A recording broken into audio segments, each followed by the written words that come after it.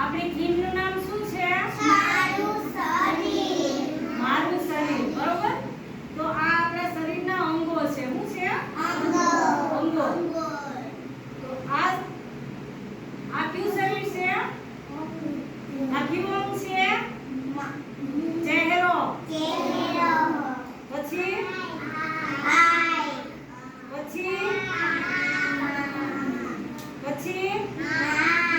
બધાયને ખબર છે, તમે જો. પછી નાભી. પછી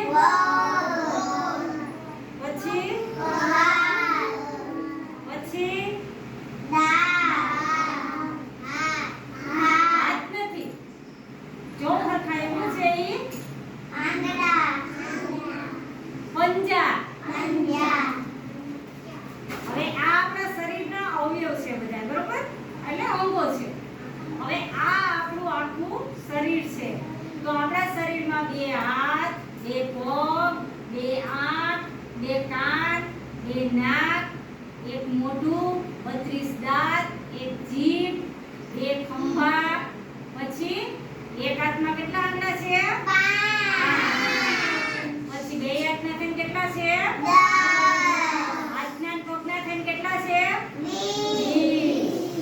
મોઢા કેટલા છે આપણે? 1. તો એમાં દાંત કેટલા છે?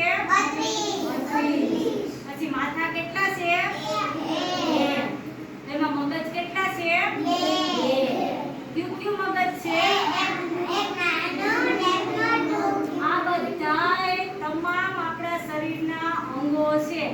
તો આ જે દેખાય ઈ બહાર દેખાય આપણે ખબર છે કે આટલા આપણા અંગો છે, પણ આપણા શરીરની અંદર પણ આપણા અંગો છે.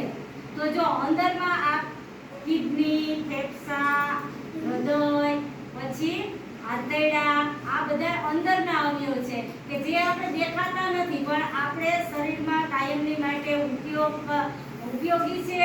અને આપણા શરીરનું હલનચલન, ખાવું પીવું બધું આપણા શરીરના અંગો વ્યવસ્થિત હાલતા ચાલતા હોય તો જ થઈ શકે, નહીંતર ન થઈ શકે.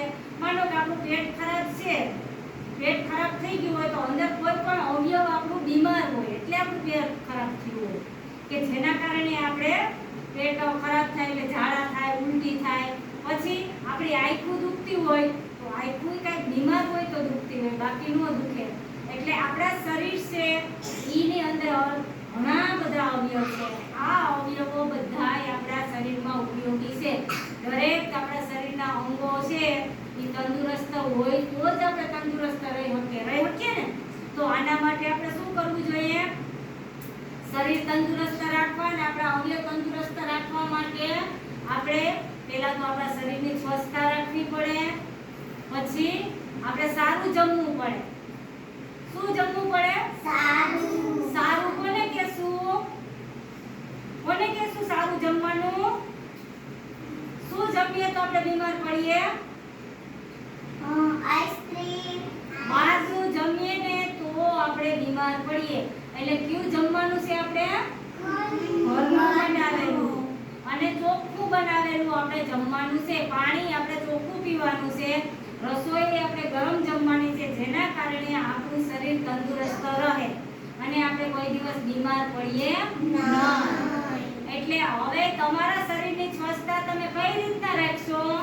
પહેલા સાબુથી હાથ ધોવાના, પછી નખ કાપવાના, પછી બ્રશ કરવાનું, પછી બ્રશ રોજ કરવાનું, પછી શું કરવાનું છે? નાવાનું.